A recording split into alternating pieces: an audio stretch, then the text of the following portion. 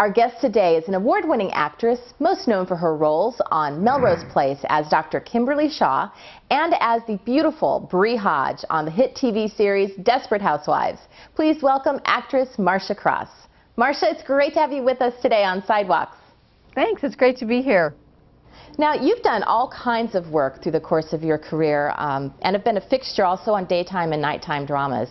Shows like Edge of Night, which I was a big fan of back in the 80s, Oh my gosh. One Life to Live, Melrose Place, and of course Desperate Housewives. What is it about dramas that make their fans so dedicated to the stories and plots, no matter how crazy they are? I don't know. I think you get attached to the people. I mean, you know, I was watching something last night and I thought, you know, you develop this kind of affinity and, you know, I don't know. You just get involved in the people's lives that you're watching, and it becomes familiar and comforting and entertaining. And I mean, that's what it is for me. So that's the only way I can sort of, you know, account for it. Right, right. Now, you have the distinctive honor of having earned your master's degree after becoming an established actress. Why was that important for you to achieve? You know, I really didn't have it as a goal. I was just very interested in psychology and the mind and human beings, and so I took one class, an intro class, and then I said, well, I think I'll enroll half-time. I want to take some more classes, and I sort of just did it that way, and before I knew it, I was very close to graduating, and it was really just about me getting my clinical training, and I did that, and then I got deeper into it, and I found I love the career and the you know, the profession of being a psychologist, and graduated, and then it was kind of, you know, which way am I going to go? And then Desperate Housewives came along. And of course you had to take that up. That was fantastic. Now, you've become involved with a program called the Skin Cancer Takes Friends campaign. Why did you decide to involve yourself with that campaign? Well, you know, skin cancer has been something that I've pretty much always been aware of. My grandfather, years and years ago, worked for Western Union, was always outside, and had many lesions cut off his nose and the back of his neck. And I have a cousin who got a melanoma on her back, and obviously I'm very fair-skinned, so I burned quite a bit when I was a kid, even though I lived in a shirt and zinc oxide. But it was before the times of, you know, really sunscreen, and so when this opportunity presented itself, I just thought it was amazing. And it's Olay and the American Society for Dermatologic Surgery, and they're sponsoring a free skin cancer clinic, which is you go online to a website called skincancertakesfriends.org. You find a dermatologist in your area, and you grab a friend, and you both go, and you both get free skin cancer screenings. That is so fantastic. Yeah, it really is.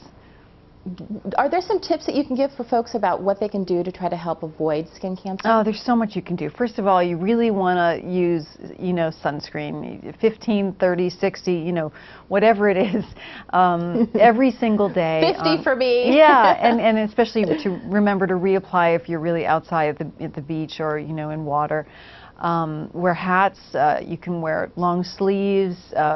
I'm just constantly, you know, just cover yourself up and remember that, you know, it affects 1 in 5 people, and wow. Yeah, if you catch it early, it's incredibly curable. If you don't, the rate for just drops in terms of, you know, yeah, you really want to get your skin cancer screenings and wear sunscreen, and you know, in this day and age with the global warming and the environment, you really need to take care of your skin. It's much more dangerous for us now than it's ever been. So I really support this campaign tremendously. It's fantastic. And it's free. I mean, why wouldn't somebody want to do it? Exactly. And you can go with a friend, have lunch afterwards, you know? There you go. So, you know, of course, I have to talk about Desperate Housewives. Sure. When you first read the script, did you immediately identify with the character of Bree? No. Like, had you already kind of decided, wow, I would be so great at that? No, not at all. I didn't even, when I went into audition, I didn't even prepare for that. I actually at the time wanted to be the narrator. And Mark Cherry, the creator, said, no, I want you to read Bree, and so I did. And well, he was awfully smart. He was kind of like a duck to water, but I'm nothing like that character, so I wasn't like, that's me. No, not at all. Right, right. Well, not necessarily you personally, but, you know, I could really carry that character off, so, well, yeah. No. Congratulations on the birth of your twin daughters in 2007. You were still in production with Housewives during, I think, most of your pregnancy. And I understand that you brought the entire cast and crew over to your house to shoot in your real life house. Is that true? It sounds really exciting, but it was because the doctor put me on strict bed rest. And so I said, well, I'm willing to work, I just can't get out of bed. So they rewrote the last few scenes that they, that they needed to tie up the storyline, and then they recreated a couple of sets in my house, my bedroom set and a hospital set. It was quite phenomenal. So I literally came downstairs to my entire crew and what looked like a soundstage, but it was at my house. So it was really something. That will always be, I think, a little piece of TV trivia. Yeah, it is. It's great trivia. Now, if there was a real Wisteria Lane, would you want to live on that street? I kind of feel like I did grow up on a Wisteria Lane. I grew up on a street called Robin Hood Road. It was surrounded by 2 Sherwood Drives, and all the neighbors were very, very close. They still are, and the kids are all close. I mean, aside from the murder and mayhem, it was really very much like that. Except the perfect flowers. We don't have that wisteria growing all over the place. Well, Marcia, as we close, do you have any career advice for those rising young actors out there trying to break into the business?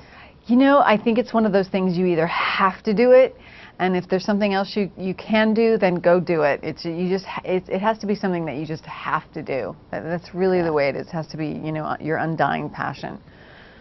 Marcia, thank you so much for being with us today on Sidewalks. It was a pleasure having you. Thank you. Best of luck. Thanks.